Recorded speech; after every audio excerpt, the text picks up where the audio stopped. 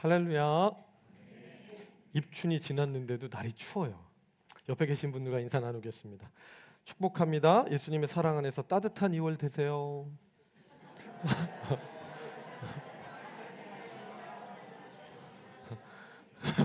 갑자기 옛날 광고가 생각났어요. 감기 조심하세요. 이 생각이 나가지고 여기 옛날 분들 많이 계시구나 생각하고 저도 하다 알았어요. 예. 따뜻하셨으면 좋겠습니다. 날도 추운데 몸의 온도도 떨어지지 않고 영적인 온도가 떨어지지 않아서 더 따뜻한 2월이었으면 좋겠습니다. 사랑하는 바이샘 성도 여러분, 우리는 지난 몇 달 동안 한 4달 됐나요?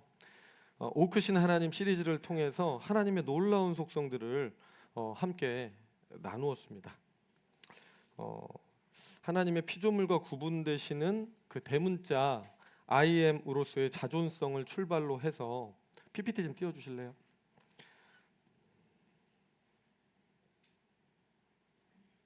전체 그림 없나요? 네. 좀 작아서 잘 안 보이실 수도 있겠네요. 그죠? 참고를 해주면 되는데, 자존성을 출발로 해서 능력적인 측면에 있어서 자존자시기 때문에 하나님은 전지하시다, 그리고 하나님은 전능하시다 배웠고요. 그 다음에 성품에 있어서는 자비하심과 거룩하심, 그리고 그 결과로서의 은혜와 공의의 추구, 그리고 그것을 이루어 가시는 과정에 있어서 하나님께서는 의지적으로 신실하시고 정서적으로 진실하시며 지적인 측면에서 선하심을 추구하시는 분이시다. 그리고 그 모든 것의 동기에 있어서 하나님의 사랑이 있었음을 지난주까지 보았습니다. 이 모든 속성들을 나누면서 우리가 반복해서 한 가지 사실을 확인했는데요. 그것은 우리가 믿는, 우리가 신앙하는 하나님이 바로 저런 크고 놀라우신 분이시라는 것이었습니다.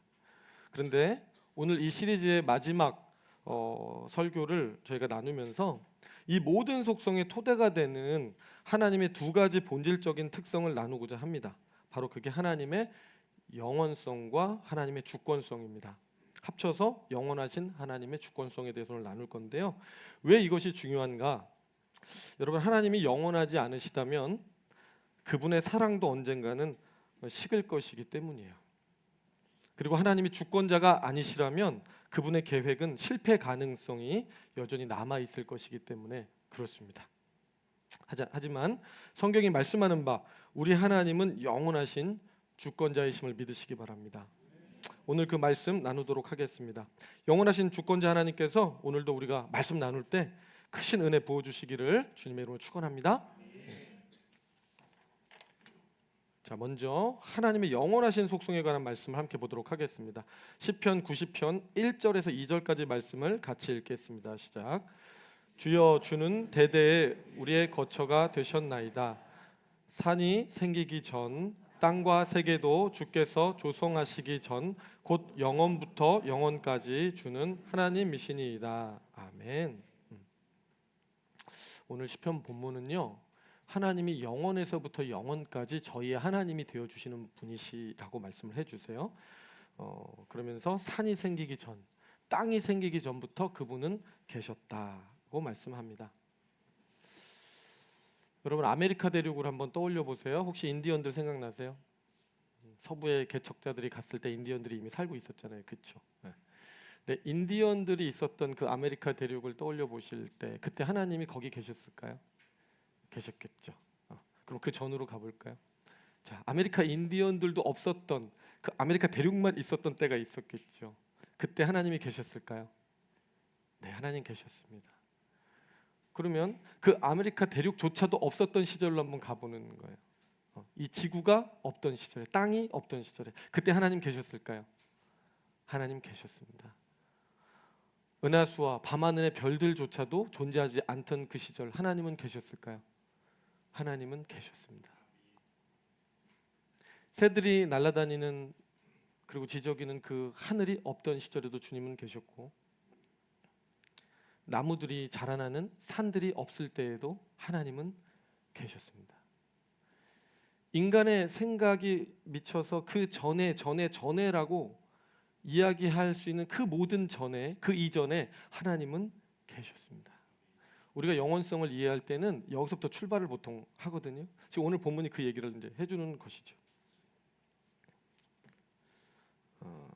그래서 여러분 그 전부터 다니엘서가 말하는 옛적부터 계신 이 다니엘서 7장 9절에 나오는 그 표현의 그분, 그 주인공이 계셨다라는 것입니다. 하지만 우리가 이렇게 시간을 거슬러 올라가는 것조차도요, 하나님의 영원성을 제대로 설명하기는 어렵습니다. 왜냐하면 여전히 우리는 시간이라고 하는 선 위에서 생각을 하고 있는 거거든요. 오늘 2절에 나오는 영원부터 영원까지라는 히브리어를 직역하면 소실점에서 소실점까지라는 뜻이 있어요. vanishing point, 사라지는 지점부터 사라지는 지점까지. 이게 무슨 말일까? 여러분, 저 철도 이 길을 이렇게 가만히 보시면요, 인간의 시선이 추적하고 추적해서 갈 수 있는 끝까지 갔을 때 점이 되고 그 점마저도 사라지죠. 우리 인간의 사고방식으로 또 눈으로 우리가 과거를 바라봐서 가도 더 이상 볼 수 없는 그 지점이 있고요. 우리가 미래를 향해서 또 바라봐도요, 또 볼 수 없는 지점이 있습니다. 인간 사고의 한계점, 그 소실되는 그 지점 양 끝에 하나님이 계시다는 얘기인데, 그렇다고 하나님께서 시간의 선 위에 계신 분이냐? 그렇지 않다는 거예요, 여러분. 이 이야기는 너무 무한하셔서 그 존재 자체를 시간에 구속받지 않는 분이시기 때문에, 사실 시간 위에 계시고 시간 밖에 계셔서 현재, 과거, 미래를 한 통으로 보시면서 영원한 현재에 존재하시는 그분에 대한 묘사를 사실 하고 있는 건데, 이게 설명드리기가 굉장히 어려운 개념입니다. 그러나 다만 우리가 우리의 감각으로 추적해 볼 수 있는 건 그 끝을 과거와 미래로 다 보아도 볼 수 없는 그 점, 그 바깥에 주님이 계시다. 그것이 하나님이 영원하신 존재라고 하시는 말의 의미입니다. 마치 우리가 자가 30cm 자가 있으면 그 위에 있는 게 아니라 그걸 우리는 이 위에서 책상에 놓고 볼 수 있잖아요. 그럼 0cm부터 30cm까지를 우리가 한눈에 다 보고 있죠. 현재, 과거, 미래를 다 보시는 분. 이 세상의 역사가 어떻게 전개되고 있는지, 전개될지 이미 미래로부터 다 알고 계신 분. 그 밖에 계시거든요. 인간의 이 좁은 머리로, 인간의 이성으로 이런 거 이해하는 게 사실 다 되게 어려운데, 최대한 설명을 한번 해드려 보는 거예요. 그 정도의 분이시다.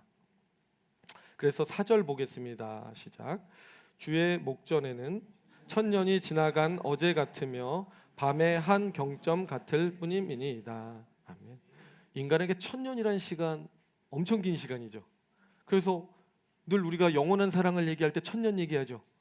천년이가 너 있잖아요, 그죠? 천년. 얼마나 길면 천년. 그 억겁의 세월 할 때 천년이잖아요, 그죠? 근데 그 천년이 주님은 어떠냐? 밤의 한 경점 같고 어제 같대. 그냥 어제 천년 전 아니야? 어제? 이런 느낌이시라는 거예요. 이 경점이라는 거는 구약 때는 한 4시간, 신약으로 로마 뭐 방식으로 하면 3시간 정도 되는 시간이라고 그래요. 결국 무슨 얘기냐? 시간의 길이 자체는 하나님께는 의미가 없다. 그냥 하나님이 보고 계신 30cm 자 중에 한 점에 불과하다. 이미 하나님의 존재되심이 우리 피조물과 너무 다르죠. 너무 거인이시죠. 네. 반면에 피조물인 우리는 하나님과 극명하게 대조가 돼요. 3절입니다. 3절 같이 읽겠습니다. 시작. 주께서는 사람을 다시 티끌로 돌아가게 하시고 말씀하시기를 너희 인생들은 돌아가라 하셨사오니. 아멘. 티끌이라고 표현하세요. 우리는 흙에서 지음을 받았다. 티끌인 우리는 태어남이 있으면 죽음이 있습니다. 물론 타락 때문에 들어온 것이긴 한데요, 늘 시간의 지배를 받을 수밖에 없어요. 우리는 어느 그 자에 있는 어느 시간의 한 점의 위치에서 속박될 수밖에 없고 제한받을 수밖에 없고 구속될 수밖에 없는 존재들입니다. 우리는 어제를 살고 있든지 오늘을 살고 있을 수밖에 없지, 어제이고 동시에 오늘일 수는 없는 존재들이에요. 미래에 살고 있든 과거에 살고 있든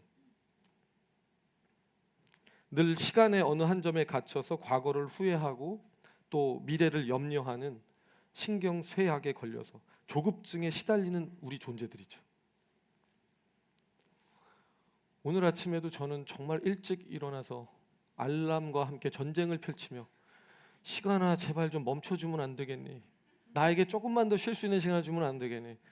시간아 제발. 그러나 시간은 기다려주지 않았습니다. 저는 정말 여러분의 갈등 속에 결국 일어났고 세수를 하였고 급하게 면도를 하였으며 저는 가서 식탁에 앉아 간단하게 무엇을 먹었으며 차 시간에 맞춰 또 달려나갔으며 전 열심히 왔고 여러분 인생이 그런 것 같아요. 일평생 시간에 쫓기다가 가는 인생. 어릴 때가 좋았죠 그나마. 그죠? 유치원도 가기 전 그 시절이 좋았던 것 같아요. 유치원 때부터 시간과의 전쟁이 시작됐던 것 같아요. 우리는 그렇게 해서 결국 티끌로 돌아가는 존재. 평생을 쫓기다가 티끌로 돌아가는. 그러나 전능하신 하나님은 영원하신 현재에 존재하시는 분. 흔들림이 없어요. 다 보고 있는데 뭐 쫓기실 게 있겠어요? 이렇다 하든지 이렇다 하든지밖에 없대잖아요. 하나님. 그냥 이런 거는 이런 거고 이런 거죠. 그래서 어거스틴이 이렇게 고백했습니다.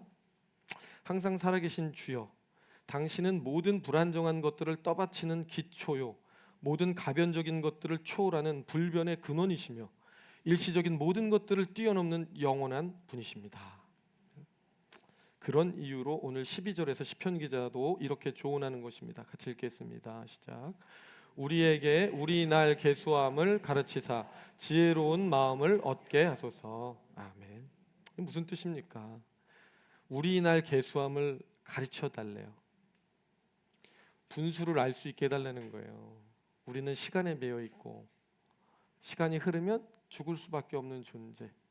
그런데 뭐 그렇게 대단한 인생 살 거라고 욕심 부리고 하나님 앞에서 자신이 주권자인 양 교만하게 살고 그렇게 살 게 뭐가 있냐라는 거예요. 그랬더니 남는 게 허무뿐이더라. 그래서 지혜를 알 수 있는 마음을 그 영원하신 분께 구해서 받으라는 얘기입니다. 그게 인생의 지혜라는 거죠. 늘 영원자의 지혜가 저와 여러분의 발걸음을 인도하시기를 주의 이름으로 축원합니다. 네. 자, 그러므로 사랑하는 성도 여러분, 여기서 중요한 사실이 한 가지 도출이 됩니다. 그것은 뭐냐 하면 바로 영원하신 자존자는 필연적으로 역사의 주권자가 되실 수밖에 없다는 사실이에요. 실제로 오늘 다니엘서 본문은요, 주권자 되시는 하나님의 속성을 잘 보여주고 있습니다. 당시 세계 최강대국이었던 바벨론에는 느부갓네살 왕이라는 왕이 재위하고 있었습니다. 이름이 특이해서 제가 어릴 때 들었는데도 인상적이더라고요. 느부갓네살 왕. 뭐 부채살 같기도 하고 저는 뭐 그랬는데 펼쳐진 왕. 트럼프 들고 있으면 이렇게 부채가 더 낫겠다. 그 당시에 그 고대 근동의 패권을 장악했던 어마어마한 왕이었어요. 기원전 605년부터 562년까지 43년간 바벨론을 통치했던 왕. 바벨로니아 하면 우리 그냥 세계사에서도 엄청나게 위세를 떨쳤던 그 강국으로 알려져 있는 나라입니다. 거기서 43년을 통치했어요. 얼마나 자기 잘난 맛에 살았겠어요. 내가 명하면 다 되는데. 진시황보다 더 잘 나갔을 수도 있어요. 예루살렘 함락시키고 유다 왕국 멸망시킨 것도 바벨론. 다니엘도 그때 포로로 끌려갔던 거고. 고대 세계의 7대 불가사의 중에 하나인 바벨론 성을 건설한 것도 이때고. 역사가 헤로도투스는 그래서 바벨론을 세상에서 가장 화려한 도시라고 명명하기도 합니다. 그의 군대는 세계에서 가장 강력했습니다. 그런 이유로 느부갓네살 왕은 오늘 이렇게 자랑합니다. 다니엘서 4장 30절입니다. 시작. 나 느부갓네살이 이르되 이 큰 바벨론은 내가 능력과 권세로 건설하여 나의 도성을 삼고 이것으로 내 위엄의 영광을 나타낸 것이 아니냐 하였더니. 아멘. 무슨 주어가 계속 반복되고 있어요? 나 1인칭 주인공 시점. 나 느부갓네살이 내가 능력과 권세로 나의 도성을 삼고 내 위엄과 영광을 나타낸 것이 아니냐. 남자로 태어나면 한 번쯤 이런 거 하고 싶어요. 내가 하지 않았는가? 이런 거 하고 싶거든요. 느부갓네살 왕은 또 해봤어요. 부러우면 지는 거라 뭐 부러워하고 싶진 않지만 자랑할 만했다는 얘기예요. 인간적으로 보면 역사 속에서 정말 대단한 왕이었죠. 그런데 바로 그 순간 하늘에서 소리가 들립니다. 31절과 32절입니다. 시작. 이 말이 아직도 나 왕의 입에 있을 때에 하늘에서 소리가 내려 이르되 느부갓네살 왕아 내게 말하노니 나라의 왕위가 너에게서 떠났느니라. 내가 사람에게서 쫓겨나서 들짐승과 함께 살면서 소처럼 풀을 먹을 것이요 이같이 7대를 지내서 지극히 높으신 이가 인간 나라를 다스리시며 자기의 뜻대로 그것을 누구에게든지 주시는 줄을 알기까지 이르리라 하더니. 아멘. 이 말이 아직도 나 왕의 입에서 있을 때에 여전히 주인공 시점 쓰고 있지만 뭔가 놀랬어요. 나 왕의 입에 아직도 내가 그런 게 아니냐 할 때 바로 그때 소리가 들렸다는 거예요. 느부갓네살아, 느부갓네살아, 너의 왕위가 너에게서 떠났느니라. 하나님의 말씀이 임하면 땅에 떨어지는 법이 없습니다. 하나님께서 얘기하시는 거죠. 이 교만한 느부갓네살아, 아직도 너는 그 모든 되어진 일이 너의 능력이었다고 생각하고 있느냐? 네가 이 세상의 패권자이라 할지라도 이 무대를 세우고 그 뒤를 움직이고 있는 보이지 않는 손이 있는데 그것이 나 여호와인 것을 아직도 모르고 있느냐? 그러면서 이제 얘기해 주시는 거예요. 어떻게 하시기로 했냐면 이제 그의 교만을 낮추시고자 했는데 소처럼 풀을 먹게 될 거라고 얘기를 했어요. 들짐승처럼 살다가 어느 정도 기간이냐면 7대를 지나면서 그렇게 한대요. 7대는 학자에 따라서는 뭐 해석이 여러 가지가 있습니다. 그래서 한때, 두때, 반때가 뭐 성경에 나오는데 그래서 1년으로 쳐서 7년이라고 보는 사람도 있고 성경에서 7은 완전수기 때문에 하나님께서 느부갓네살 왕을 충분히 겸손히 낮추시는 기간 동안이라고도 해석하는 분도 있습니다. 뭐 저는 후자가 좀 더 영적으로는 좋은 느낌이 오기는 해요. 하나님께서는요 때에 맞게 실수가 없으시기 때문에 그 한 사람을 그 교만한 자를 낮추실 때 왜 하나님 아직도 저를 연단해서 안 풀어주시는 거예요? 아직 아니야. 저는 다 된 것 같은데요. 아직 아니야. 내가 아니라면 아닌 거야. 아닌데요. 막 이러잖아요 사람들은. 근데 하나님은 정확하세요. 중간에 자기가 풀어달랄 때 풀어지면 또 다시 교만해져요. 그래서 하나님이 가장 충분하고 적절하신 그 시간, 완전한 시간 7대를 지내면서 이런 고백이 나오기까지 그렇게 하셨다는 건데 그 고백이 뭐냐 하면 인간 나라를 지극히 높으신 그 하나님이 다스리시며 자기의 뜻대로 그것을 누구에게든지 주시는 줄을 그랬던 거구나. 역사가 이렇게 바뀌고 격동을 겪을 때 그 모든 새로운 신흥 왕국이 쓰고 멸하고 이런 모든 것들이 하나님이 주셨던 거구나. 그거 알 때까지 너는 연단이다 이제 이러신 거예요. 그래서 실제로 성경의 기록에 따르면 그 세계 최강대국의 왕 느부갓네살이요 7대를 지나면서 광인이 돼가지고 거의 미친 사람처럼 돼서 들짐승처럼 소처럼 풀 먹고 몸에 이슬이 졌고 머리털이 독수리 털같이 자라고 손톱은 새 발톱같이 네일 아트를 좀 했으면 좋았을 텐데 새 발톱같이 되고 뭐 그렇게 살았다는 겁니다. 그러다가 다시 정상으로 돌아오게 되는데 언제 돌아왔느냐? 하나님이 땅의 주권자 되신 것 충분히 이해하게 되었을 때 고백하게 되었을 때 돌아오게 하셨다는 겁니다. 34절입니다. 같이 읽겠습니다. 시작. 그 기한이 참에 나 느부갓네살이 하늘을 우러러 보았더니 내 총명이 다시 내게로 돌아온지라. 이에 내가 지극히 높으신 이에게 감사하며 영원히 살아계신 이를 찬양하고 경배하였노니 그의 권세는 영원한 권세요 그의 나라는 대대로 이어지리로다. 계속 읽겠습니다. 땅의 모든 사람들을 없는 것 같이 여기시며 하늘의 군대에게든지 땅의 사람에게든지 그는 자기 뜻대로 행하시나니 그의 손을 금하든지 혹시 이르기를 내가 무엇을 하느냐고 할 자가 아무도 없도다. 아멘. 지금 총명이 돌아왔어요. 이제 제정신이 돌아오고 나니까 그때 영원한 권세, 절대 주권자 하나님에 대한 고백을 하고 있는 겁니다. 그래서 그의 권세는 영원한 권세요, 그의 나라는 대대로 이어지리로다. 야, 이방인 왕의 입을 통해서 하나님이 찬양을 받고 계시는 거예요. 여러분 이방인도 원하시면 뜻하시면 하나님을 찬양하게 하실 수 있는 그분 우리에게는 얼마나 더 그렇게 역사하시겠어요, 그렇죠? 하나님이 요즘에 좀 이렇게 좀 나를 낮추는 것 같다 이런 느낌이 드시는 분 계세요? 아니면 하나님이 나를 지금 존귀하게 좀 높이시고 계신다 이런 생각이 드시는 분 계세요? 높아져도 교만하지 마시고 낮아지더라도 좌절하거나 낙심하지 마세요. 하나님만이 희망이고 소망이 있어요. 그분이 플랜을 갖고 계셔서 그래요. 플랜을. 때로 내가 이 경험을 해야 되기 때문에 지금 이 경험에 넣고 계신 거예요. 무언가 가르치실 게 있고 교훈하실 게 있기 때문입니다. 그래서 이제 이런 고백이 나오는 거죠. 땅의 모든 사람들을 없는 것 같이 하시는 분이다. 하늘의 군대에게든지 땅에 있는 사람들에게든지 자기 뜻대로 행하시나니 그의 손을 금할 자가 없다. 반대할 자가 없다라는 거예요. 왜 그렇게 하세요라고 한마디 내밀 권세가 있는 사람도 아무도 없다는 거예요. 하나님이 하시겠다는데 감히. 왜냐하면 주님은 주권자시기 때문에 그렇다. 그래서 결국은 이 땅에 하나님 앞에서는 사람이 아무도 없는 것 같다는 거예요. 자신이 경험했거든. 되게 자기 좀 대단하다고 존재감을 좀 드러내려고 그랬거든요. 내가 한 것이 아니냐 하다가 바로 나락으로 갔거든요. 그러고 났더니 이게 뭐지?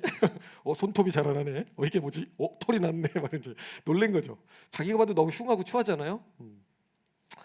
하나님 앞에서 까불면 이렇게 되는 거구나. 처절하게 깨닫고 난 다음에 하나님 앞에는 사람이 없는 거구나. 내가 그래도 인간계에서는 최고 인자강이었는데 인간 자체가 강한 존재였는데 내가 이렇게 됐으면 그 다음은 없는 거다. 그래서 이런 고백이 나오는 겁니다. 재밌는 것은 이제 그 진리를 깨닫고 나니까 고백하고 나니까 그제서야 느부갓네살이 지녔던 위엄과 영광을 다시 다 회복시켜 주시더라는 거예요. 하나님이 여러분 살다 보면 잃게도 하시지만 다시 세워주시기도 하세요. 잃었던 것보다 더 많이 풍성하게 주시기도 하세요. 근데 조건은 내 자녀가 잘 되기 원하니까 아버지와 아들의 관계, 이 딸의 관계가 온전한 상태일 때만 그거를 주고 싶으신 거예요. 안 그러면 망가지기 때문에. 이방 왕을 통해서도 지금 그것을 계시해주고 계십니다. 36절 같이 읽겠습니다. 시작. 그 동시에 내 총명이 내게로 돌아왔고 또 내 나라의 영광에 대하여는 내 위엄과 광명이 내게로 돌아왔고 또 나의 모사들과 관원들이 나를 찾으니 내가 내 나라에서 다시 세움을 받고 또 지극한 위세가 내게 더하였느니라. 아멘. 다시 세움을 받았습니다. 이방 왕인데도 세움을 받았느니라 할 때 제가 기분이 좋더라고요. 아멘이 나오고 내 인생도 세워주시겠지. 여러분 낮추기도 하시고 영화롭게도 하시는 그분, 그 하늘과 땅의 주권자가 정말 여러분의 주인이 되시는 은혜가 있기를 주 이름으로 축원합니다. 오직 온전한 고백을 했을 때만 하나님이 그 기간을 탕감하시고 빼주셨거든요. 그랬을 때 다시 총명을 더해주시고 영광을 더해주시고 다시 세우시고 위세를 더해주셨다. 이 위세라는 건 여러분 하나님이 권세를 실어주셔야 실제로 나오는 거예요. 자기가 자기 권세를 자꾸 찾으려고 그러면 이상하게 더 작아져요. 인간 세상은. 하나님의 권세를 덧입기 시작하면 내가 하는 게 아무것도 없는데 그냥 가면 길이 열려요. 가는데 홍해가 열린다니까. 발을 딱 댔는데 물이 멈추더라니까, 요단강물이. 실제로 그런 일이 있습니다, 여러분. 그 권세를 사모하세요. 내 힘으로 근데 내 힘으로 해가지고도 조금 잠깐은 일시적으로 그런 듯 보이게 할 수는 있어요. 근데 너무 가벼워서 바람 불면 다 날아가요. 그 권세는 너무 가볍더라. 저는 여러분들이 지혜가 있었으면 좋겠습니다. 누구에게 꿇을 건가? 정말 나의 권세를 위세 있게 해주실 그분 앞에 꿇는 게 인생 최고의 지혜임을 기억하시기 바랍니다. 그러므로 느부갓네살 왕이요 자신의 입술로 직접 고백하는 결론 37절입니다. 같이 읽겠습니다. 그러므로 지금 나 느부갓네살은 하늘의 왕을 찬양하며 경배하며 존경하노니 그의 일이 다 진실하고 그의 행하심이 의로우심으로 교만하게 행하는 자를 그가 누기 낮추심이라. 아멘. 사랑하는 성도 여러분, 주권자는 어제나 오늘이나 동일하십니다. 과거에도 그랬고 오늘도 그렇고 역사의 주인은 하나님이세요. 바벨론의 느부갓네살 왕이 패권을 쥐던 시절에도 하나님이 주권자였고 로마의 카이사르가 패권을 행사하던 시절에도 하나님이 주권자였고 인간이 단 한 번도 주인이었던 적이 없다는 말씀이에요. 그것은 오늘날도 마찬가지입니다. 요즘은 세상 누가 돌리는 것 같아 보이세요, 여러분? 이렇게 뉴스 딱 키면 누가 돌리는 것 같아요? 트럼프가 돌리는 것 같아요. 트럼프. 네. 시진핑이 돌리나요? 푸틴이 돌리나요? 조건들은 다 갖고 있어요. 뭐 관세 정책 가지고 움직이기도 하고, 전쟁을 풀지 않아 가지고 또 움직이기도 하고, 중국 중심으로 해가지고 패권 강국의 그 확장성을 보이려고 막 노력도 하고 막 그러거든요. 신문 보면. 그렇지만 성경은 일관되게 이야기하고 있습니다. 그들이 주권자가 아니다. 그들은 잠시 무대에 왔다가 내가 꼭두각시처럼 이렇게 세워서 쓰는 사람들에 불과하다. 그들은 역사의 무대에서 또 내려갈 거다. 올라옴이 있으면 내려옴이 있다. 영원한 권력은 없다. 왜? 주권자가 아니기 때문에. 참된 주권자는 그 무대 만드시고 배후에서 세계를 움직이고 계신 하나님 한 분이심을 믿으시기 바랍니다. 네. 자, 여러분, 그렇다면 지금까지 영원성에 대한 이야기 간단하게 보았고, 또 역사의 주권자 되시는 하나님에 대해서도 살펴보았습니다. 합치면 뭐예요? 영원하신 주권자 하나님. 그렇다면 그 영원하신 주권자 하나님 안에서 이루어지는 구원이라고 하는 것이 우리에게 어떤 의미를 갖는 걸까? 생각해 볼 수 있습니다.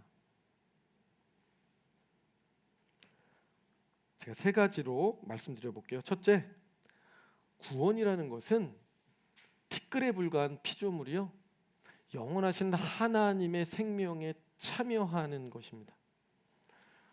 구원은 단순히 죽었다 살았어, 뭐 죽을 뻔했는데 살았어, 뭐 아니면 100년 살면 죽는데 다시 부활해, 시간에서의 삶의 어떤 길이의 연장을 의미하는 것이 아니라 전혀 질적으로 다른 두 차원성, 즉 그냥 티끌에 불과한, 흙에 불과한 어떤 물질의 존재가 뭐라고 표현할 수 없는 물질계를 초월하고 시간계를 초월하신 그 영원에 존재하시는 그 영원자의 생명에 같이 참여해보는, 결합돼서 연합돼서 그 삶을 살아보는, 하나님의 생명이 태평양이라고 하면 그 태평양에 빠져보는. 양양 갔다 왔는데 여름 되면 양양이 그렇게 좋다면서요. 윈드 서퍼들이 그렇게 난리라 그러더라고요. 파도 타는 거 잠깐 봤는데 이야, 약간 그 뭐라 그러더라, 그거 버킷리스트라 그러나? 죽기 전에 그거 한번 해보고 싶은 마음이 조금 들더라고요. 파도를 가르면서, 이거 제가 스케이트보드는 좀 타거든요. 똑같은 느낌이지 않을까 생각해보는데 으아 막 날아다니고 막 이러고. 하나님의 영원한 생명을 그렇게 만끽하고 추구하고 풍덩 빠져서, 이거 여러분 아시죠? 그렇게 한번 해보면 얼마나 좋을까, 그죠? 하나님이 그거 주고 싶어서, 그 무더운 태양 아래 그 시원한 태평양 바다, 요즘은 근데 태평양도 좀 더운 것 같긴 한데, 하여튼 그런 세계를 한번 맛보게 해주고 싶으신 거, 그게 구원입니다, 여러분. 단순히 오래 사는 거 아니에요? 생명 연장의 꿈, 뭐 보험회사가 내미는 그런 거 아니고요. 질적 차원이 다른 삶이다. 기억하셨으면 좋겠습니다. 십자가 왜 지셔야 되냐? 그 정도 질적인 차별성 있는 생명 주시고 싶어서. 색다른 삶, 새로운 삶, 한 번도 인류가 걸어가 보지 않은 가장 복된 삶 걷게 해주시고 싶으셔서 십자가를 지셨다는 거예요. 둘째로, 피조물이 그처럼 영원한 생명에 감히 참여해 볼 수 있는 이유는 하나님께서 영원하신 주권자이시기 때문에 가능하다. 어떻게 유한한 우리가 무한한 생명에 참여할 수 있을까요? 어떻게 늘 변하는 우리가 변하지 않는 생명에 거해 볼 수 있을까요? 지금도 우리 예수 믿고 산다 그러죠. 맨날 변하잖아요. 맨날 변덕쟁이들이잖아요. 우리는 정말 이렇게 합시다 막 하기로 해놓고도 마음이 또 변하잖아요. 난 너에 대한 마음은 변함이 없어 막 결단을 해도 어느새 조건이 바뀌고 상황이 바뀌면 또 변덕을 부리고 또 있잖아요. 그런 우리가 어떻게 그 신실하신 분, 그 거짓 없이 진실하신 분, 언제나 이 인생을 이끌어 가실 때 선하신 목적, 가장 피조물에게 복된 것을 주시고자 하시는 그분의 수준에 맞춰서 그런 삶에 내 몸을 싣고 가볼 수 있을까요? 인간의 피조적 이성으로는 불가능한 일이에요. 사실은 생각할 수 없는 겁니다. 그러니까 세상 철학자들이 안 믿는 거예요. 이 말이 안 된다고. 부활 자체를 믿지 않잖아요. 우리는 물질일 뿐이다. 다 뇌가 그 화학 작용 일으켜서 일어난 환각에 불과한 거지 무슨 뭐 그 실제로 있냐. 그 정도로 인간의 이성은 그걸 따라갈 수가 없어요, 여러분. 그러나 이 세상의 주권자요, 과거에도 오늘도 영원까지, 영원부터 영원까지 존재하시는 그분이 하시겠다 하시면 하시는 겁니다, 여러분. 시간을 벗어나 계시기 때문에 시간에 제한받는 피조세계에 들어오셔서 영원한 생명의 씨앗을 그 안에 심으실 수도 있는 분이라는 거예요. 우리는 심을 수 없죠. 그 안에 갇혀 있는 존재가 더 높은 차원성, 그 차원성 밖에 있는 더 고차원적인 존재에 들어와서 작업을 하고 나갈 수 있죠. 그리고 역사의 주권자이시기 때문에 그분은 얼마든 빛이 있으라 하시면 빛이 있게 하시는 분이기 때문에 땅과 하늘이 그분 말 한마디에 생겨나잖아요. 그분이 결합 못 시킬까? 영원한 운명으로 우리 합체시키지 못하실까요? 거기에 참여시키지 못할까요? 아니요. 할 수 있는 거예요. 주권자시기 때문에 가능하다. 그런데 그 주권자는 영원하신 분이시기 때문에 그러하다는 겁니다. 셋째, 그렇기 때문에 다시 언제나 돌아가는 자리, 예수님의 모델 성육신의 자리와 성령 강림, 지금 현재 우리가 누리고 있는 이 성령 강림의 역사적 현실, 이것보다 영원하신 주권자가 실존하신다라고 하는 것을 증명해주고 증거해주는 근거는 없습니다. 실제로 우리가 성육신을 한번 생각해 보면요, 예수님 그 복음서에 이렇게 행하실 때 보면 보통 사람들처럼 정말 사람처럼 말씀하세요. 때로는 십자가 위에서 내가 목마르다, 인간적으로 말씀하시죠. 그런데 어떤 때 보면 사람이 아닌 것처럼 또 말씀하세요. 아브라함이 나기 전부터 내가 있느니라. 막 돌로 다 막 때려 죽이려고 그러죠. 사람들이 감히 네가 하나님이라는 말이냐. 그래, 내가 하나님이란 말이다. 사실 이렇게 하고 계신 거거든요. 이게 어떻게 가능한가? 어떻게 가능하냐? 성경은 무한하신 하나님께서 유한한 육체를 입으셨기 때문에 가능하다. 말씀이 육신이 되셨기 때문에 가능하다. 즉 말씀, 하나님, 신성이 인성을 덧는 일이 가능하다라고 전제로 깔고 성경은 얘기를 하고 있는 거죠. 이게 왜 중요한가? 이게 우리의 미래의 청사진이기 때문에 중요한 거예요. 우리의 운명이 이 한 구절 속에 담겨 있어서 그런 겁니다. 우리가 영원에 담겨질 수 없는 존재라면, 영원한 신성에 참여할 수 없는 존재라면 세상은 다 안 된다고 말할 때 성경은 된다라고 얘기하거든요. 그 근거가 성육신이라는 거예요. 그렇게 살 때 존재적 가치와 삶의 방향성, 목적 자체가 다 바뀐다. 그 예수님이 겟세마네 동산에서 얘기하시죠. 내 마음이 심히 고민하여 죽게 되었다. 그러나 나의 원대로 마옵시고 아버지의 뜻대로 되기를 원하나이다. 여러분, 땅에 발을 디디고 살아가는 존재들은 걷어주시옵소서, 제발 이 잔을 걷어주시옵소서, 나는 못 받겠습니다. 정말 나를 사랑하신다면 좀 걷어가 주세요. 이 연단, 이 어려움, 고통, 고난 좀 가져가 주세요. 이렇게 일관성 있게 가는 게 인간이라는 증거예요, 여러분. 우리 마음은 그걸 원합니다. 그런데 주님 지금 어떻게 반응하세요? 그러나 아버지여 나의 원대로 마옵시고 아버지의 뜻대로 되기를 원하나이다. 땀방울이 핏방울이 될 정도로 이 결단 내리기가 쉽진 않았다는 얘기예요. 그런데 결국은 결단 내리고 나오시잖아요. 이제는 때가 되었다, 우리가 가자 그러잖아요. 제자들 막 졸고 있는데 주님은 달랐던, 이 존재 방식 자체가 달라요. 제자들은 계속 졸고 있고 계속 주님 가시면 안 된다 그러고 막 그냥 의리에 막 이렇게 귀 잘라버리고 막 이러는. 그때 얘기하시죠. 베드로야, 내가 아버지께 구하여 지금 12군단도 더 되는 천사를 보내시게 할 수 없는 줄로 아느냐? 내가 능력이 없어서 십자가의 길 가는 줄 아느냐? 그렇지 않다. 저분의 뜻이기 때문에. 그래야 네가 살아. 그래야 너희들 내가 살릴 수 있어. 존재 방식이 달라요. 그냥 육에 속한 인간이라면 자기 살 길만 찾고 떠났겠죠. 나도 십자가 지기 사실은 싫어, 이해하지? 안녕? 이렇게 했을 거예요. 근데 그렇게 안 하시고 천사들을 불러서 내가 지금 이 모든 상황 역전시키고 패권자로 설 수 있어.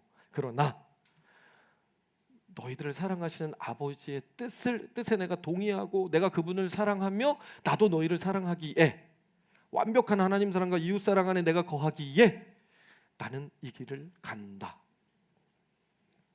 존재 방식, 비록 땅에 발을 대고 있지만 삶의 목적, 가치관, 방향성이 영원에 닿아 있는 존재의 모습을 원형적으로 모범적으로 보여주고 계신 거죠. 이것을 가리켜서 사도 바울이 첫 열매가 되셨다라고 말씀하는 거예요.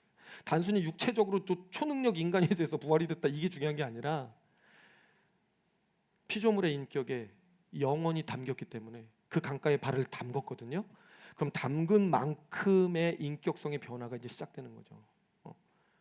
기준이 자기와 자기 자신, 자기 자존심이었다면 그것이 하나님의 뜻, 하나님으로 변화가 되는 겁니다. 그래서 둘째로 성령 안에서 믿는 우리 안에 이루어진 주님과의 연합, 성령의 강림, 성령의 내주, 성령 충만이라고 하는 이것 역시나 피조물이 실제 영원성을 덧입을 수 있다라고 하는 매우 강력한 근거가 되는 겁니다. 그러니까 여러분과 제가 지금 그 증거들이에요. 성경이 실제라고 하는 증거들인 거예요. 불신자들한테 너무너무 얘기해주고 싶어. 나를 봐라. 와, 보라. 내가 이렇게 바뀌었잖아. 난 그런 사람 아니었고 나도 너희들처럼 그렇게 살던 사람들이야. 세상에서 인정받고 내 자존심이 높아지고 나를 추앙하고 내가 영광받는 게 최고였던 사람이었어. 그거 그렇게 하고 싶어가지고 그렇게 옛날에도 열심히 공부했다 얘들아. 그런데 지금은 그게 내 삶을 이끌지 않아. 그 감옥에서 나는 탈출했어. 그 자존감, 자존심의 감옥에서 나는 탈출했다. 나는 더 이상 거기에 얽매이지 않고 시간에 얽매이지 않는다. 주님이 이미 나에게 허락하셨을 그 미래를 향하여, 그 선물을 향하여, 그 표대를 붙들고 나는 가는 인생으로 바뀌었다. 이렇게 얘기해주고 싶은 거예요. 이 보여줄 수가 없으니. 물론 보여줄 수 있어요. 삶의 전체 이 추이를 보여주면 가끔 놀래요. 사람들이 어떻게 그렇게 사냐? 또 뭐가 행복하냐 그렇게 사는 게? 모르겠지. 그 장맛도 찍어봐서 맛을 봐야 알아. 예수님께 풍덩 아직 못 해봐서 네가 모르는 거야. 너무 얘기해주고 싶은 거죠. 저는 우리 바이센교회 성도님들이 제 자랑이에요. 우리 한 목사님도 저에게는 정말 큰 자랑이신데 여러분도 자랑입니다. 왜 자랑인가? 보여주고 싶거든요. 2주 전인가 제가 미국에서 같이 있던 그 청년, 목양했던 청년이 번개로 저도 모르게 와서 이렇게 앉아 있었어요. 그리고 가서 이제 뭐 헌금도 하고 와가지고 뭐 얘기도 갔는데 얘기하더라고요. 목사님, 왜? 이 교회는 좀 다른 것 같아요. 뭐가 이렇게 다른 것 같아요? 말씀 들을 때 마음에는 말씀을 진짜 막 이렇게 하나님을 진짜 이렇게 그럼 하나님을 진짜로 믿죠. 그래서 알았어요. 아, 그래. 같은 신자들도 느껴지는구나. 이곳에 오면 하나님 여기 역사하고 계신 거. 그래서 그 안에 성령님 계신 걸 느끼는 거예요. 얼마나 귀한 교회 우리가 있습니까, 여러분? 근데 전 이것만 생각해서 너무 감사하고 황공하고 황송하고 이 자리에 설 때마다 야, 이런 경험을 어디 가서 할까? 이렇게 주님이 사랑하시는 교회에 어떻게 이런 일을 맡을 수 있지? 고린도후서 4장 7절 같이 읽겠습니다. 시작. 우리가 이 보배를 질그릇에 가졌으니 이는 심히 큰 능력은 하나님께 있고 우리에게 있지 아니함을 알게 하려 함이라. 아멘. 이거죠, 여러분. 보배가 질그릇에 오신 거죠. 그래서 심히 큰 능력은 내게 있지 않는 거죠. 오직 나에게 역사하시고 나를 사랑하여 십자가에서 죽어주신 그분, 새 소망, 새 능력, 그래서 근본 되신 그분이 계시기 때문에 우리가 소망을 갖고 사는 것이죠. 이거 자체가 구원이에요, 여러분.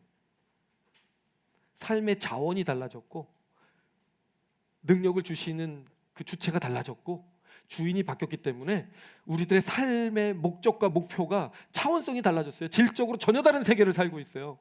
영원을 어떻게 우리가 영원을 바라봐요? 우리 이 시각에 지배받고 이 공간과 시간 속에 제약을 받는 우리가 어떻게 영원을 내다보죠? 왜 하나님 얘기를 들으면 가슴이 뛰죠? 왜 하나님 나라에 대한 꿈과 비전이 선포될 때 이렇게 가슴이 막 타오르죠? 다음 세대들 살려서 그쪽으로 끌고 가고 싶은 그 소망을 이야기할 때 왜 가슴이 타오르느냔 말이에요, 여러분. 우리가 지금 보이는 것 같고 그러는 거 아니잖아요. 우리가 썩어질 것 같고 그러는 거 아니잖아요. 썩지 아니할 거에 대한 얘기를 들을 때마다 심장 박동수가 올라가잖아. 이때만 고혈압이 와. 저도 고혈압 조심해야 되겠어요. 너무 맨날 이렇게 뜨거우니까 이거 뭐지 MT를 가도 뜨겁고 그냥 교회에서 하는 그 모든 일상을 그냥 그 터치만 있으면 다 이렇게 뜨거우니 요즘에 어느 날 감전돼서 머리가 이렇게 돼서 나오지 않을까 싶기도 한데 이 영혼에 담겨진 구원의 삶을 참 여러분들께 좀 설명해드리고 싶더라고요. 이걸 어떻게 느끼게 해드리면 참 좋을까? 질적 차이가 나더라. 여러분, 이거 2차원이죠. 이 안에 제가 뭐 달려라 하니, 짱구, 여러분들 세대를 넘나들면 공감을 얻으려니까 되게 좀 어려운데 그 캐릭터가 하나 있다고 생각하면 이 캐릭터가 여기서 산다고 생각해보세요. 이 안에서, 2차원 안에서. 그러면 전후 좌우밖에 여기 갇혀서 못 나와요. 그런데 여기에 3차원적 생명이 부여됐다고 생각해봐요. 갑자기 모양으로 이렇게 만들어져, 입체로. 이 순간 위로 아래로가 생기는 거예요. 전후 좌우 위로 아래로. 그 순간 이 종이 이 시간성을 벗어나게 되죠. 그런 삶을 주고 싶으신 거예요, 하나님이. 흑백 TV를 보다가 컬러 TV로 바뀌던 세대를 경험하신 분들 계신가요? 저도 살짝 걸쳐서. 그러나 요즘 세대들 얘기를 하면 뭔 소리예요? 오히려 얘네들은 컬러의 흑백을 보지 가끔. 오, 저런 시대가 있었어? 막 이렇게 되죠. 검정, 하양, 회색밖에 없던 그 색깔 세계에서 빨강, 파랑, 노랑이 들어오던 그 혁신적인 다른 차원성으로 넘어갔던 그 시절. 그런 느낌이에요. 이 구원이라는 게, 여러분. 물고기는 물속에 살죠. 물 밖에 나오면 죽죠. 뭘로 호흡해요? 아가미로 호흡하죠. 근데 물고기에게 허파가 생겼다고 생각해 보세요. 딱 허파를 하나 달아줬어. 쫙 지상으로 나와서 막 살아가. 감동이 없으시죠? 자. 물속에서 100년을 너무 허황됐나요? 제 얘가? 난 감동이 왔는데, 나 준비하면서 되게 기대했는데, 야 이거 딱 오른데 느낌으로. 물속에서 100년을 더 사는 게 아니란 얘기예요. 구원은 뭐 열심히 물속에서 계속 사는 게 아니라, 아가미로 사는 게 아니라 다른 생명의 이 자원이 다 다른 게 붙는 거예요. 삶의 방식이 다른 게 붙는 거죠. 딱 허파가 붙어가지고 육지에서 살 수 있게 되는 거죠, 여러분. 완전히 새로운 영역, 완전히 새로운 세계. 구원은 조금 고쳐 쓰는 개념이 아니에요. 어제까지 이렇게 살던 사람이 조금 고쳐서 이렇게 이런 게 아니라니까요. 그런 거면 새 피조물이란 말을 안 해요, 성경이. 본질적으로 전인적으로 완전한 변화가 일어나는 거예요. 새로운 씨앗이 심겨져서 자라나는 거예요. 이건 전혀 다른 변화예요, 여러분. 이해하실 때까지 한 24시간 설명하고 싶은데 여기까지 하겠습니다. 네. 야, 이거 설명해야 되는데 느낌이 와야 되는데, 그죠? 여러분, 인생의 허물 한번 생각해 보세요. 피조물의 인생의 허무함입니다. 사람은요, 세상에 나올 때는 자존심 없이 태어난대요. 다 갖고 태어난 줄 알았죠? 하도 익숙해져 있어서. 근데 없이 태어난대요. 그런데 세상을 살면서 반평생은 이 자존심을 쌓으면서 살아간대요. 내가 이런 사람이야. 봤지? 나 이런 직장, 나 봤지? 야, 나 이런 결혼에 봤지? 내 자식이 봤지? 자존심을 자꾸 세우면서 살아가는 거예요. 그러다 나이가 들고 점점요, 나머지 반평생은 자존심을 낮추면서 살아간대요. 이제 하나씩 뺄 수밖에 없는 거예요. 남들이 알아주지 않고 자기가 봐도 뭐 내세울 게 점점 없어져. 다 평준화가 되거든요. 미모가 뭐 몇 년, 이영애 때문에 좀 예외가 있긴 한데, 그러나 보편적으로는 어느 정도 되면 꺾입니다. 뭐 우리 교회도 예외들이 좀 있으셔서 제가 좀 어렵습니다. 갈수록 이 설교가 좀 힘들게 사신 분들하고 해야 되는데, 이게 지금 자 주름도 좀 있으시고 요즘 화장품이 좋아진 것 같아요. 자, 어쨌든 인생이 가면 갈수록 다 꺾여. 돈도 별로 없어지고 건강도 없어지고 다 없어지잖아요. 그 자존심을 스스로 내리기 시작하는 거예요. 조금씩 내리다가 그 나중에는 먼지가 돼서 사라지는 거죠. 한마디만 남기고 인생은 허무하였더라. 여러분, 그렇게 그냥 사실래요? 평생 그렇게? 이미 끝을 보신 분들은 막 저한테 와서 목사님 어떻게 알았어? 내가 살아가는 걸 어떻게 알았어? 막 말씀해 주실 것 같은데, 저도 조금 봐요. 영안이 열려서 미래가 보여요. 그런 우리들의 인생 가운데 주님 찾아오셔서 영원한 삶, 영원히 썩지 않는 것 선물해 주시려고 우리에게 십자가에 몸짓고 돌아가 주신 겁니다, 여러분. 이 구원이 얼마나 기쁘고 감사한지 모르겠어요. 썩을 것만을 위해, 그냥 자기 자존심만을 위해, 자기 중심, 자기만을 위해 살던 존재가요, 하나님의 뜻과 하나님의 나라와 하나님을 위하여 사는 삶으로 변했을 때 나는 온데간데없고 내 안에 사는 이 예수 그리스도, 그분이 주인 되실 때 그 평강과 영원한 평안을 뭐에 비유할 수 있을까? 주님이 가시는 걸음걸음, 나를 사용해서 가시는 걸음만큼이 지경이 돼요. 그 모든 게 나의 지경이 된단 말이에요. 세계를 품다 못해 영혼을 품는 존재로 불사조로 살아나는 거예요. 얘기만 들어도 이렇게 기분이 좋아지네요. 여러분, 어제 저희 교회 청년부 리더십 트레이닝 LT 다녀왔습니다. 제가 참 깜짝 놀래고 왔습니다. 청년들이요, 밤에 그렇게 놀고 나서 밤에 그 피곤한 시간인데, 보통은 자 이제 좀 나눔을 합시다 그러면 어떨 것 같아요? 사지가 피곤한데 그냥 대충 하고 그냥 오늘 끝내요 목사님 막 이러고 싶을 거 아니에요? 그러지 않았어요. 감정 카드라 그래서 하나씩 던져주고 질문해가지고 답하는 거거든요. 이번 주에 나의 감정은 이렇다. 하나님 앞에서 나는 지금 이런 상태다. 뭐 이런 거. 피곤함, 짜증남, 뭐 기쁨, 감격 뭐 이런 거 있어요. 선택해서 한 마디씩 해. 이야, 다들 대충 할 줄 알았는데 스탑워치 꺼버렸어요. 얼마나 진지하던지요. 어떤 청년이 말합니다. 저는 하나님께 5달란트 받은 자라는 생각이 듭니다. 재능을 많이 주셨다는 거예요. 그래서 교회에서 많이 섬기며 살아왔대요. 그런데 그렇게 많이 섬기는데도 마음에 어려움이 있대요. 무슨 어려움인가? 섬길 때마다 자기 힘으로 하는 것 같이 느껴진다라는 거예요. 그래서 사실은 하고 난 이후에 자기가 영광을 받아 마땅할 것 같은 그런 느낌이 있잖아요. 근데 성경에 배우기로는 그건 아니잖아요. 또 주님이 주셔서 하는 거잖아요. 그렇기 때문에 마음에 허전함이 있다라고 허전함을 들었더라고요.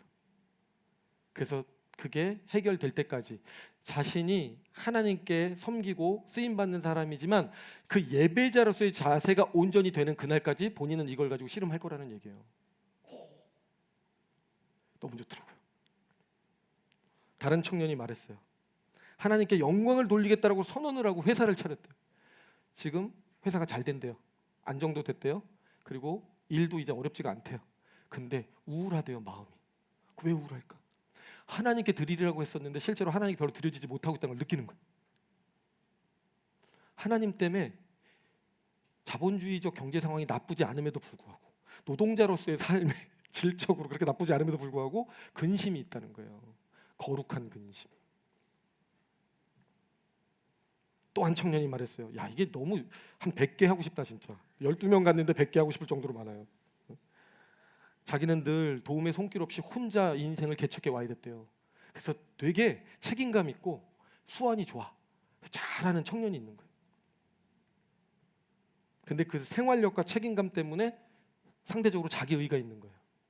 하나님의 일하심, 하나님이 일하시도록, 하나님이 먼저 행하시도록 그분의 능력에 의지하는 연습을 해야 돼. 그게 잘 안 된다는 거죠. 근데 그걸 해야 진짜라는 걸 또 배우는 거예요. 이렇게 설교 듣고 교회 생활하면서. 그래서 이 친구는 제가 볼 때 이중고를 겪고 있어요. 아무도 없는 곳에서 혼자 힘으로 살아내기 위해서 강인하게 자신을 만들어내고 훈련하고, 또 하나는 그렇게 강인해졌던 거 다시 힘 빼느라고 또 2단계 또 뭐 하고. 야, 여러분 이런 청년들이 어디 있어요? 이게 우리 바이샘 교회 청년부의 수준이에요, 여러분. 멋지죠? 어떤 청년은 이제 자기네 직종이 다 지금 안 좋은 쪽으로 이제 가고 있어서 다들 이직하려고 막 그러고 있대요. 근데 본인은 마음이 평안하대요. 왜? 망해도 그분이 같이 계시기 때문에 내가 같이 망하겠냐? 그분이 내 인생 책임지시는데 내가 야, 영원한 주권자가 그 안에 계시더라고요. 제가 보니까. 세상 친구들 같으면 그런 고민 하겠어요? 승진, 연봉, 성공, 인정 이런 고민하느라고 정신없이 시간에 쫓겨서 노예가 그렇게 살겠죠. 그런데 우리 친구들 무슨 고민해요? 그런 고민 당연히 기본적으로 하겠죠. 세상에 살아야 되니까. 그런데 그런 것에 앞서서 내가 하나님과의 관계가 지금 온전한가? 내 안에 예수님이 계신가? 성령님이 주인이신 게 맞는가? 그 문제를 우선순위에 놓고 고민하는 거예요. 똑같이 일하고 똑같이 이 땅에 발을 딛고 살아가지만 진짜 중요한 게 뭔지, 무엇을 위해 내가 살아가야 되는지, 무엇이 기쁨인지 그 기준이 완전히 바뀐 친구들이란 얘기죠. 1억 년을 살아간다고 해도 여전히 시간 안에 갇혀서 내 능력, 내 성공, 내 자랑만 추구한다면 여러분 그것은 영생을 사는 게 아닙니다. 여러분, 영생은 시간이라는 차원 자체를 완전히 초월해서 영원하신 하나님과 탯줄로 연결이 돼서 눈에 보이진 않지만 그분과의 사귐이 있고 그분과의 공존이 있어서 하나님 나라라고 하는 그 기준이 내게 들어오고 하나님의 율법이, 하나님의 윤례가, 하나님의 뜻이 내 삶의 기준이 되어지는 그래서 더 이상은 썩어질 것이 아니라 썩지 아니할 것을 위하여 살아가게 되게 되었을 때, 그 존재 방식이 나의 존재 방식이 되었을 때, 그 목표가 내 삶의 목표가 되었을 때, 그때 비로소 이 사람 안에 구원이 임했구나, 이 사람이 드디어 영원을 향해 가는 사람으로 바뀌었구나, 이렇게 얘기하는 겁니다, 여러분. 이것이 성령, 우리 안에 와 계신 성령 안에서 우리가 맞이하고 있는 실존인 것입니다. 이러한 구원은 창세전에 작정하신 일이라고 하시는 하나님의 선언을 통해서 더욱 확증됩니다. 에베소서 1장 4절에서 5절입니다. 시작. 곧 창세전에 그리스도 안에서 우리를 택하사 우리로 사랑 안에서 그 앞에 거룩하고 흠이 없게 하시려고 그 기쁘신 뜻대로 우리를 예정하사 예수 그리스도로 말미암아 자기의 아들들이 되게 하셨으니. 아멘.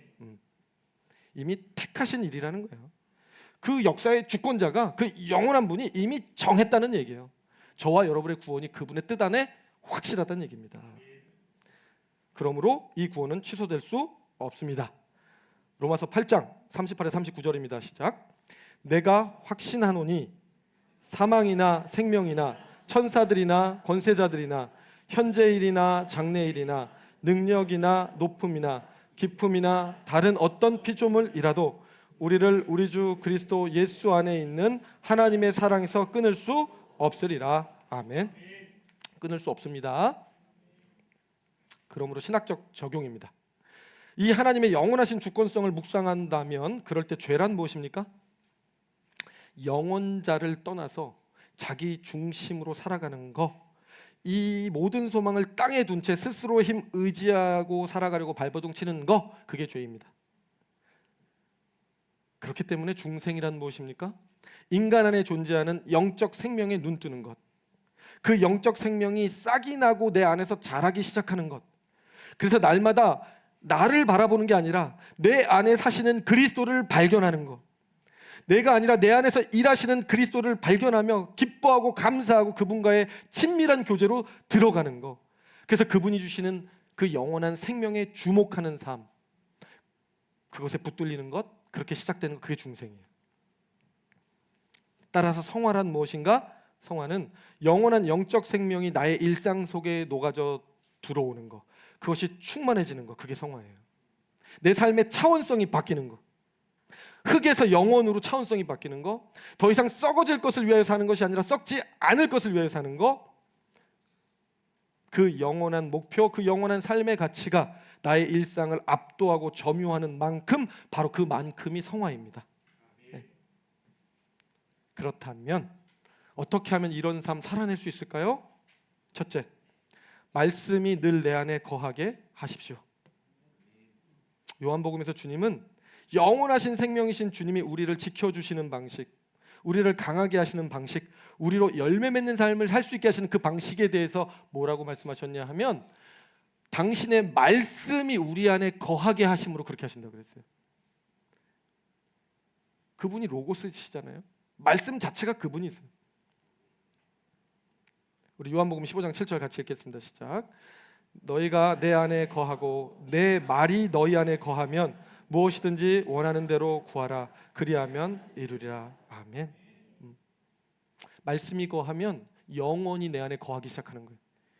영원이라고 하는 차원성이, 아까 그 종이에서 위로 아래로라고 하는 차원성이 말씀이 머물기 시작할 때 시작되는 거예요. 무엇이 크리스천을 영원하신 분과 연결시키는가? 무엇이 크리스천으로 하여금 강하게 만드는가? 하나님의 말씀이라는 거예요. 말씀을 읽는 것, 말씀을 묵상하는 것, 말씀을 기억하는 것, 말씀에 순종하는 것, 말씀으로 자신을 훈련하는 것, 오직 그 길만이 영원하신 주권자와 연결되는 길이고, 그분 안에서 강해지는 길이고, 그분 안에서 열매를 풍성하게 맺을 수 있는 유일한 길이라는 것입니다. 그러므로 규칙적으로 말씀을 먹으십시오. 그리고 그 먹은 말씀을 묵상하시고 그 말씀을 기억하려고 애쓰십시오. 그리고 말씀에 순종하십시오. 그리고 그 말씀이 머물 때, 주님 내 안에 머무시는구나 믿으시기 바랍니다. 두 번째입니다. 영원하신 하나님과 연합된 삶을 위해 하나님께 마음을 고정하십시오. 시편 112편에서 7절에서 8절까지 같이 읽겠습니다. 시작. 그는 흉한 소식을 두려워 아니하며 여호와를 의뢰하고 그 마음을 굳게 정하였도다. 그 마음이 견고하여 두려워 아니할 것이라. 그 대적에 받는 보응을 핑경 보리로다. 아멘. 어떤 사람이 흉흉한 소식에 두려워 아니한대요? 여호와를 의뢰하고 그 마음을 굳게 정한 사람, 마음이 하나님으로 정해진 사람, 확정된 사람, 그 사람만 두렵지 않게 살 수 있다. 우리가 두려운 이유, 걱정이 많은 이유는 대부분 상황 보기 때문에, 그 상황에 대한 내 감정 보기 때문에, 그 상황에 대한 사람들의 주변 반응 보기 때문에 이 눈치 저 눈치 보다가 늘 불안하고 걱정과 염려 속에 평생을 쫓기며 사는 거예요. 그래서 늘 우리가 신년 초에 듣잖아요. 하나님께 시선을 고정하라, 고정하라, 고정하라, 고정하라. 뭐 학생부 아니에요? 그런데 고정할 때 주의사항이 있어요. 고정하라 그러면 이렇게 생각해요. 하나님이 낫게 해주시겠지, 하나님이 괜찮아지게 해주시겠지. 여러분, 그게 고정한 다 전부는 아니에요. 더 가야 돼요. 주권자 하나님이, 영원하신 분이 나와 함께 하시면 안 나아져도 괜찮아, 안 괜찮아져도 괜찮아. 왜? 그분의 계획 속에 있는 거니까. 그것마저 기준을 나아져야 하나님, 이 좋아져야 하나님으로 갖고 가면요, 여러분, 또 안 됐을 때 또 흔들려요. 오히려 더 흔들려요. 믿어봤는데 안 되더라고, 교회를 나가버립니다. 신앙을 떠나버릴 수도 있어요. 거기서 단추가 잘못 껴진 거예요. 진짜 하나님께 시선을 고정하고 마음을 굳게 정한다고 하는 것은 그 주권자가 내 인생 이미 붙들고 계시다는 것에 대한 확신을 갖는 일이에요. 그래서 조금 안 나아져도 괜찮아, 나 망하지 않아, 나 죽지 않아, 여기까지 가는 게 진짜 영원하신 자를 내 안에 모시는 길입니다, 여러분. 세 번째입니다. 영원하신 주권자 하나님을 묵상할 때 우리는 여전히 부족한 나의 능력을 통해서도 얼마든 보배 되시는 분, 나의 큰 능력 되시는 그분으로 인하여 내가 놀랍고 큰 일을 행할 수 있다는 것을 믿는 것입니다. 나 같은 게 뭘 하겠어? 이렇게 죄만 짓고 있는 나, 변방에서 이 구석에서 방콕하고 있는 나, 맨날 몇 년, 수년간 아무런 신앙적 진보를 보이고 있지 못한 나, 그런 나를 통해서라도 그 영원하신 분이 내 안에 들어와서 일을 하실 수 있다고 우리는 종종 그렇게 낙심하고 낙담합니다. 그러나 그렇지 않다는 거예요. 진짜 그분을 믿는다면, 진짜 그분이 영원하시고 주권자라는 걸 믿는다면, 그 느부갓네살 왕마저도 그 들짐승처럼 정말 비참하게 바꾸실 수 있는 분이라면, 들짐승 같은 나도 느부갓네살 왕만큼 들어서 쓰실 수 있는 분이 주권자 하나님이시라는 거예요, 여러분.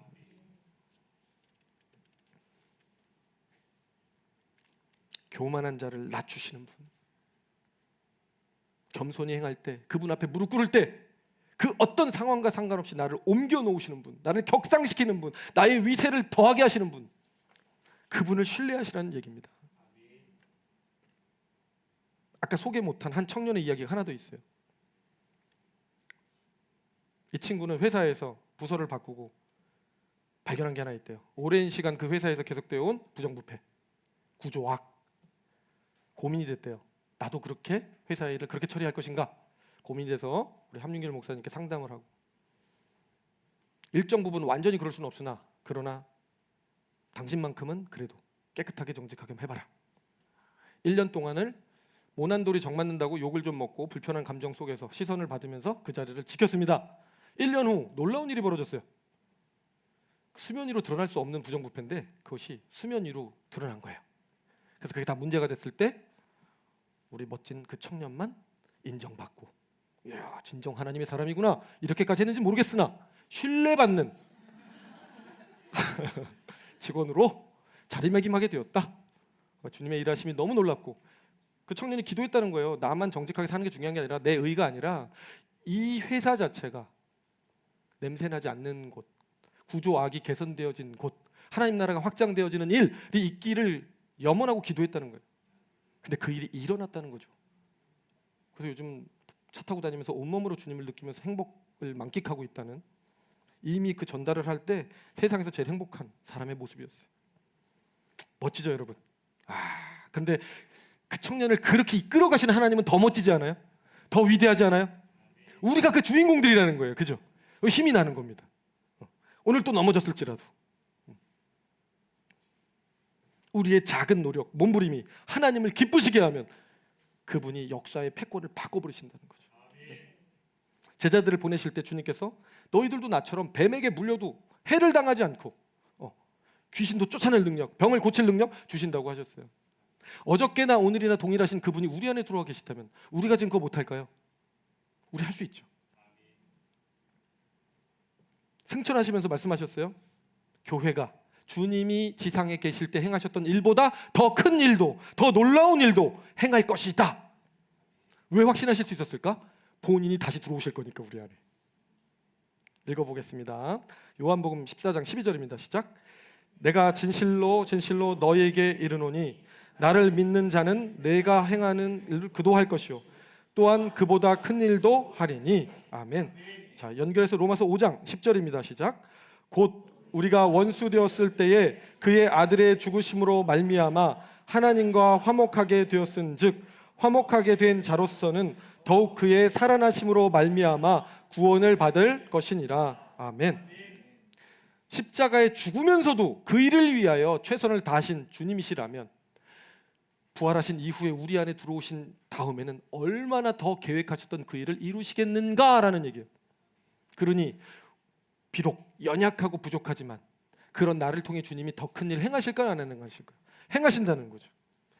아예 직설적으로 얘기하세요. 연약할 그때 네가 강함이라.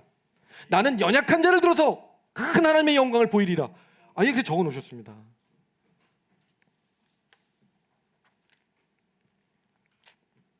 이게 영원한 주권자가요 우리를 피조하시고 빚으실 때 당신의 모양과 형상으로 창조하시면서 우리 안에 기대하셨던 청사진이기 때문에 그분은 그분의 때에 그분의 그 뜻과 계획을 반드시 이루실 줄 믿습니다.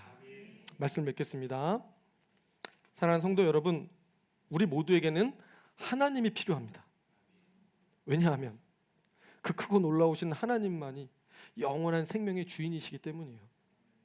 박물관에 전시된 미라들을 한번 떠올려 보십시오. 한때는 잘 나갔던 인재들이었고 왕들이었고, 근데 지금은 삼배에 쌓여서 누워 있죠. 먼지만 풀풀 날리고 있어요. 누워 있어요. 가보면 이 박물관 관장들은요 미라들이 바람에 조심하게 하려고 매우 애를 쓴대요. 바람이 부는 순간 이 날아가 버린대. 이렇게 먼지가 되고 그 정도로 이게 사그라들 수도 있대요. 결국 뭐란 얘기냐면 이 땅에서 아무리 위세를 떨쳤어도 한 줌 흙이라는 얘기예요, 여러분. 우리도 타락으로 인해서 그냥 그것이 우리에게 정해진 운명의 귀결이었습니다. 그런데 우리는 어떻게 우리의 불사적 생명을 신뢰할 수 있게 되었는가? 그분이 우리 안에 오셔서 우리의 꿈, 우리의 운명, 우리의 미래에 대해서 가르쳐 주셨기 때문이에요. 그리고 오늘도 성령이 그것을 기억나게 하고 계세요. 우리가 어디로 가야 하는 존재들인지, 어디를 바라봐야 하는 존재들인지, 어디로 갈 때 행복한 존재들인지를 말씀하고 계시는 겁니다. 여러분, 만약에 누군가가 저한테 와서 내가 당신을 천국으로 데려가겠지만 당신은 조건이 있습니다. 그곳에서 딱 20년 동안만 머물 수 있습니다. 라고 한다면 제가 기분이 어떨까요? 매우 비참하겠죠. 그런 천국이라면 20년도 안 누리고 싶어. 나 안 가고 싶어. 더 좋은 집 살다가 나쁜 집으로 이사 갈 수 있어요? 더 좋은 차 타다가 정말 안 좋은 차 타기 쉬워요? 그 좋은 천국을 맛봤는데 눈물이 없는 곳에 살아봤는데 다시 나보고 이 땅으로 내려가라고 하면 얼마나 비참할까요? 그런 시간 제한 조건이 무슨 뭐 이거 LH도 아니고 정해져 있는 거라면 저는 이 자리에서 이 설교를 천국 복음을 전하지 않을 거예요, 여러분. 그냥 그만합시다. 저 그랬을 것 같아요. 그러나 성경이 우리에게 그런 비극은 일어날 수 없다고 말해주기 때문에 제가 소망을 찾는 거죠.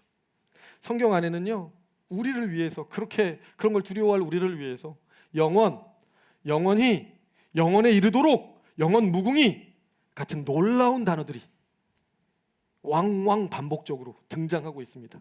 우리를 위로해 주는 거고 우리 마음을 붙들어 주는 것이죠. 하나님은 영원한 분이시기 때문에 오직 우리는 하나님 안에서만 우리의 영원한 고향을 되찾을 수 있고 오직 그분 안에서만 이 죽음에 담겨 있는 그 독침이 빼내어지고 오직 그분이 우리를 사로잡을 때만 현재 우리를 사로잡고 있는 더러운 것들로부터 자유할 수 있음을 믿으시기 바랍니다. 이 모든 일이 왜 가능한가? 영원한 주권자와 연합된 구원을 얻었기 때문입니다. 이 영원하신 주권자 하나님을 찬양하는 이 영원한 기쁨, 이 영원한 영광된 삶이 저와 여러분의 일생에 함께 하시기를 주의 이름으로 축원합니다. 네. 우리 하나님의 부르심 같이 찬양하도록 하겠습니다.